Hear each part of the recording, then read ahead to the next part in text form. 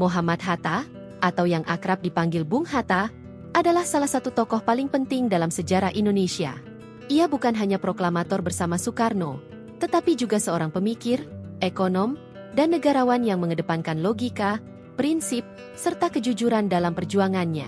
Hatta lahir di Bukit Tinggi, Sumatera Barat, pada 12 Agustus 1902. Dari kecil, ia sudah menunjukkan kecerdasan dan disiplin tinggi.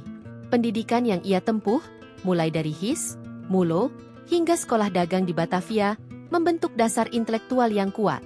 Namun titik baliknya terjadi ketika ia melanjutkan studi ke Belanda pada tahun 1921. Di sana, Hatta tidak hanya belajar ekonomi, tetapi juga terlibat dalam pergerakan politik yang memperjuangkan nasib bangsanya. Hatta aktif di Perhimpunan Indonesia, sebuah organisasi mahasiswa yang menjadi wadah perjuangan politik di luar negeri. Di sini, Hatta dikenal sebagai orator ulung dan penulis tajam yang sering menyerang kolonialisme Belanda dengan argumentasi ilmiah. Ia menekankan bahwa perjuangan kemerdekaan Indonesia harus dilakukan secara terorganisir, dengan dasar pengetahuan dan strategi yang matang, bukan sekadar emosi atau kekerasan. Karena aktivitasnya, Hatta bersama beberapa rekannya sempat ditangkap pada tahun 1927. Mereka diadili dalam kasus yang dikenal sebagai peristiwa Perhimpunan Indonesia. Namun, Hatta membela diri dengan pidato pembelaan terkenal berjudul Indonesia Vrij atau Indonesia Merdeka. Ia akhirnya dibebaskan, tetapi sejak itu Belanda semakin mengawasinya. Sekembalinya ke tanah air pada 1932, Hatta tidak tinggal diam. Ia bergabung dengan Partai Nasional Indonesia yang dipimpin Soekarno. Tetapi karena partai itu kemudian dibubarkan, Hatta bersama Sultan Syahrir mendirikan Pendidikan Nasional Indonesia. Disinilah terlihat gaya perjuangannya yang khas, menekankan pendidikan politik bagi rakyat agar mereka sadar akan hak dan kewajibannya. Baginya, kemerdekaan tidak boleh sekadar menjadi hadiah, tetapi harus dipahami dan diperjuangkan secara sadar oleh rakyat. Ia ingin agar bangsa Indonesia merdeka tidak hanya secara politik, tetapi juga secara ekonomi, sehingga mampu berdiri di atas kaki sendiri. Aktivitas Hatta membuat pemerintah kolonial gerah. Ia berkali-kali ditangkap dan dibuang ke berbagai tempat, termasuk Bovendigul, Banda Neira, hingga Sukabumi. Namun pembuangan itu justru membuatnya semakin produktif. Ia menulis banyak artikel, buku, dan gagasan tentang ekonomi kerakyatan, koperasi, serta sistem pemerintahan yang demokratis. Di Banda Neira, Hatta bersahabat dekat dengan Sultan Syahrir, dan bersama-sama mereka mendiskusikan arah perjuangan Indonesia di masa depan. Pemikiran-pemikiran Hatta kelak menjadi dasar dari sistem ekonomi Indonesia, terutama konsep koperasi yang ia yakini sebagai jalan tengah antara kapitalisme dan sosialisme. Saat Jepang masuk ke Indonesia tahun 1942, situasi berubah drastis. Belanda runtuh, dan Jepang mengambil alih. Hatta bersama Soekarno, Syahrir, dan tokoh lain menghadapi dilema besar. Bagaimana bersikap terhadap Jepang? Bung Karno dan Bung Hatta memilih untuk bekerja sama secara taktis, dengan tujuan agar mereka bisa menggunakan kesempatan itu untuk mempersiapkan kemerdekaan. Meski banyak dikritik, pilihan ini terbukti strategis.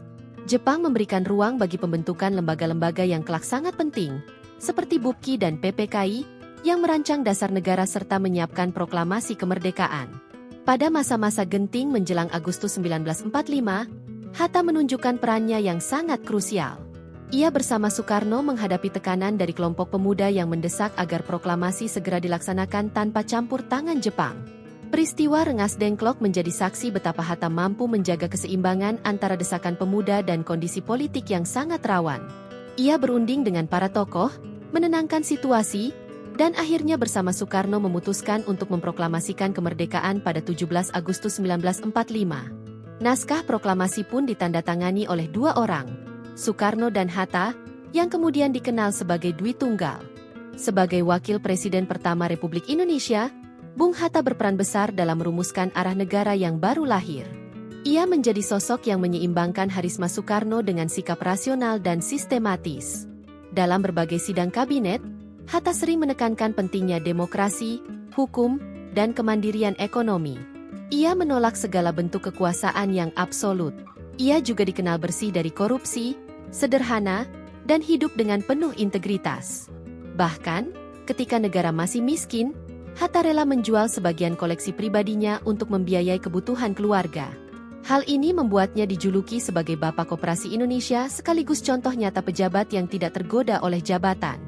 Namun hubungan Soekarno dan Hatta tidak selalu mulus. Perbedaan pandangan politik, terutama ketika Soekarno semakin condong ke arah demokrasi terpimpin, membuat Hatta memilih mundur dari jabatan wakil presiden pada 1956. Keputusan ini dikenal sebagai peristiwa Dwi Tunggal Retak.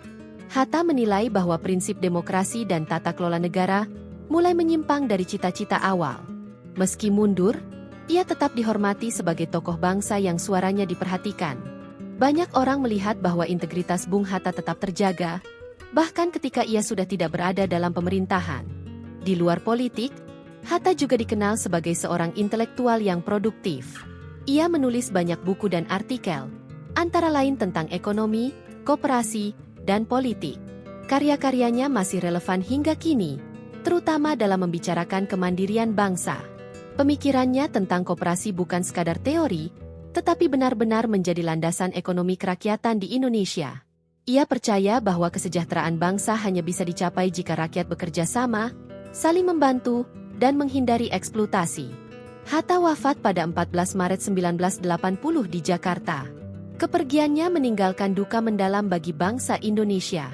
Namun warisan perjuangan dan pemikirannya tetap hidup. Ia bukan hanya proklamator, tetapi juga teladan moral yang langka. Seorang pemimpin yang bersih, sederhana, dan selalu menomorsatukan kepentingan bangsa di atas segalanya. Sosoknya menunjukkan bahwa perjuangan tidak hanya dilakukan dengan senjata, tetapi juga dengan pikiran, keteguhan prinsip, dan keberanian moral.